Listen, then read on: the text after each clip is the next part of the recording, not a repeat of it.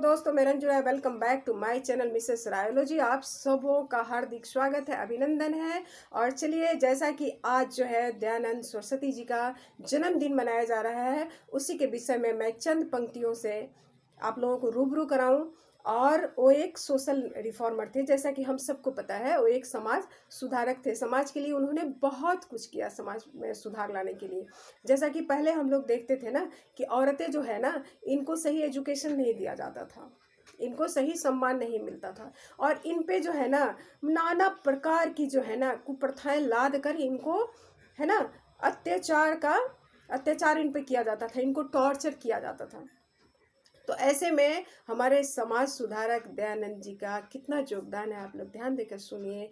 और एक बार ऐसा होता है कि इनका नाम लेते ही ना, दयानंद सरस्वती जी का नाम लेते ही हमारे अंदर जो है ना वैदिकता बहुत ज़्यादा भरने लगती है। और इनके अगर विचार पर हम लोग चले ना तो कभी गलतियाँ ना करें, कभी भी गलतियाँ ना करें। और जैसा कि मैं एक वैदिक स्कूल में हूँ, तो मेरा पूरा अधिकार बनता है कि इनके ऊपर चंद पंक्तियाँ जो है मैं आप लोगों को बोलकर रूबरू जरूर कराऊँ।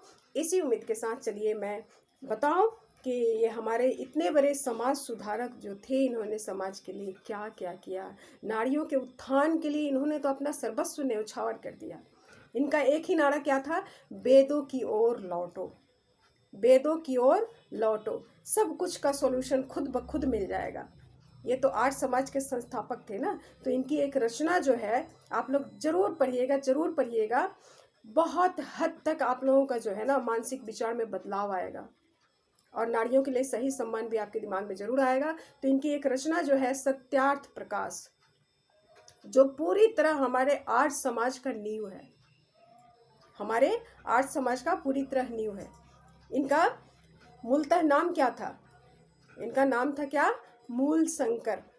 इनका नाम था मूल शंकर, ठीक है। और ऐसा हुआ कि मानवता को जो है सत्यार्थ का मार्ग दिखाने वाले जो हैं स्वामी दयानंद जी, मरकर भी हमारे सामने अमर हैं। हो सकता है हमारे बीच आज नहीं है, लेकिन उनकी विचारधारा, उनकी सोच, जो भी उन्होंने हम लोगों के सामने जो प्रकट किया, एकदम अविस्मरणीय है, अमर है।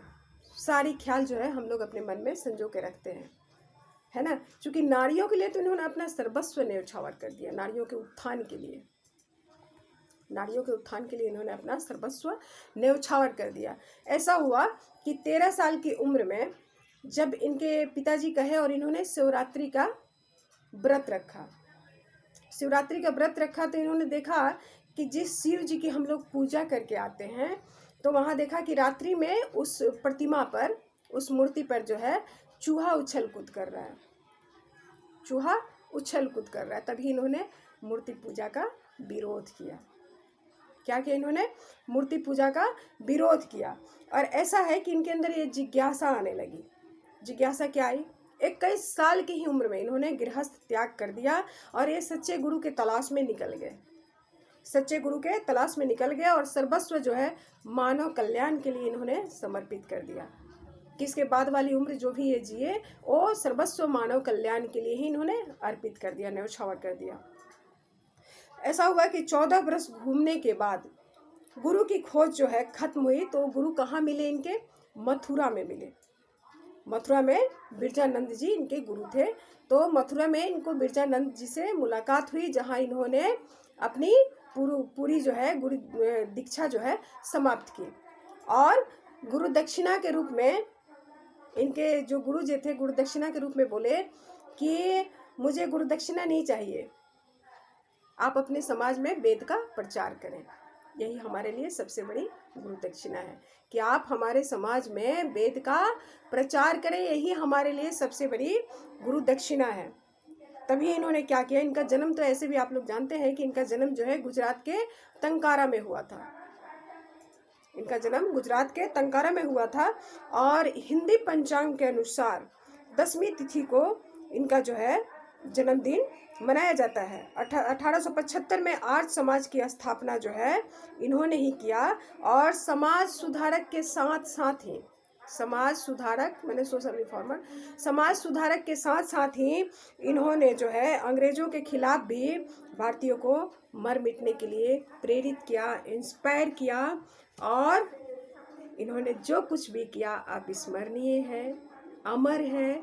इनका त्याग और बलिदान प्रत्येक भारतीयों के लिए, और हो सके तो हम सब में भी ऐसा ही होना चाहिए कि वेद की ओर लौटें और इनकी जो भी रचनाएं हैं सत्यार्थ प्रकाश, उसका ध्यान से जो है ना हम लोग पढ़ें और अपने आप में प्रेरित हों और उसका मूल्यांकन कर सकें कि स्वामी दयानंद जी कितने बड़े सुधारक थे, जिन्होंने समाज के लिए अपना सर्वस्व न्यौछावर कर दिया, लुटा दिया। चलिए इसी विचारधारा के साथ, इतनी सी चंद पंक्तियों के साथ, उम्मीद है आप लोग जरूर इस समाज सुधारक को एक बार हृदय से नमन है, इनके चरणों में चरण स्पर्श है रंजू के द्वारा। और आप लोग भी जहाँ तक हो सके जो भी वैदिक विचारधारा के हैं इनकी की हुई रचना को पढ़ें और इनकी सारी जो भी विचार है उसको अविस्मरणीय रखें, अमर रखें, और आर्य समाज को जो है ज़्यादा से ज़्यादा प्रोत्साहन मिले, आप लोगों के द्वारा वैदिकता को ज़्यादा प्रोत्साहन मिले। इसी के साथ आपकी रंजू बिटिया आप सबसे विदा लेती है। Love you all, bye bye.